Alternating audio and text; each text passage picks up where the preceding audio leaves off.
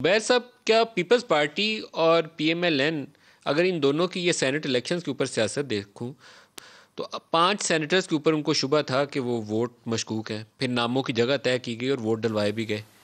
उसके बाद फारूक नाइक ने पहला वोट जाने दिया और ऑब्जेक्शन रेज नहीं किया। ये फिक्स मैच की अभी डॉक्टर साहबा ने एक टर्म यूज़ की थी, कोई फिक्स मैच वाली कैफियत तो नहीं है? पता नहीं डॉक्टर साहिबा कौन से फिक्स मैच की बात कर रही हैं। अगर इसका मतलब ये है, शायद उनका मतलब ये है कि पीपल्स पार्टी ने जान के अपने ही कैंडिडेट को हरवाना था। फिक्स मैच तो इस किस्म का ही कोई चीज़ मैं समझूंगा।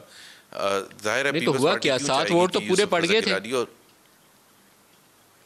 नहीं देखें, एक तो हमारा तो कंटेंशन बड़ा सिंपल है। आपने जो लॉजिक दी है और जो आपके इनसाइड सोर्सेज हैं वो तो मेरे इनसाइड सोर्सेज हैं नहीं, तो मैं नहीं उस पर तबसरा करूंगा कि ये जो 4 डिफरेंट नामों पर कैसे लगे थे मोर। लेकिन एक चीज़ तो बिल्कुल हमारी वाज़ेह है और वो ये है हमारा लीगल पोजीशन कि एक बॉक्स था।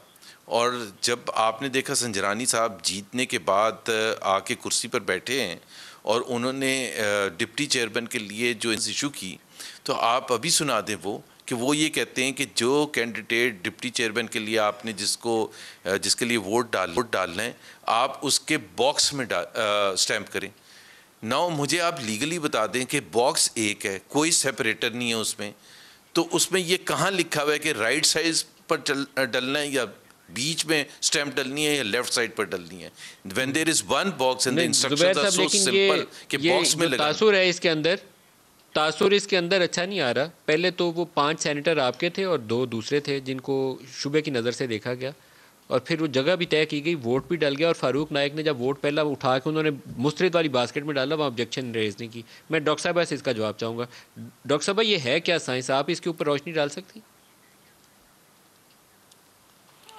मलिक साहब, बेसिकली ज़ुबैर भाई को ये पता होना चाहिए कि जो सीक्रेसी ऑफ द वोट है उसको इंटैक्ट करने के लिए वो बॉक्स बनाया जाता है। और ये जो रखे गए नामों के ऊपर ठप्पे लगाए गए, किसी ने यूसुफ पे, किसी ने रज़ा पे, किसी ने गिलानी पे, ये वो ठप्पे थे जिन पे शक था और इनको कहा गया कि हमें तब यकीन होगा कि जब आप यूसुफ पे लगा रहे होंगे, रज़ा पे लगा रहे होंगे, गिला, ये कोड रखे हुए थे इन्होंने।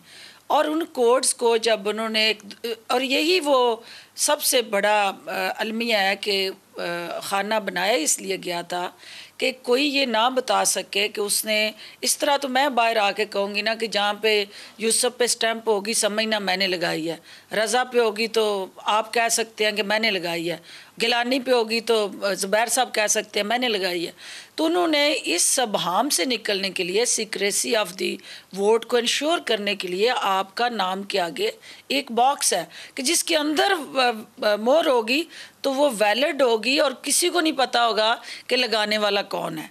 और अगर आप नामों पर ठप्पे लगा के आएंगे तो ये तो आप सिर्फ तसल्लियां देने के लिए, ये बात तय करने के बाद फारूक नाइक ने ऑब्जेक्शन क्यों नहीं रेज की? जब वो वोट उठा के दूसरी तरफ डाल रहे थे तो उनके पास बड़ा अच्छा मौका था, मुजफ्फर शाह का हाथ वहीं रोक देते, पहले वोट पे ही रोक देते, आगे चलने ही ना देता।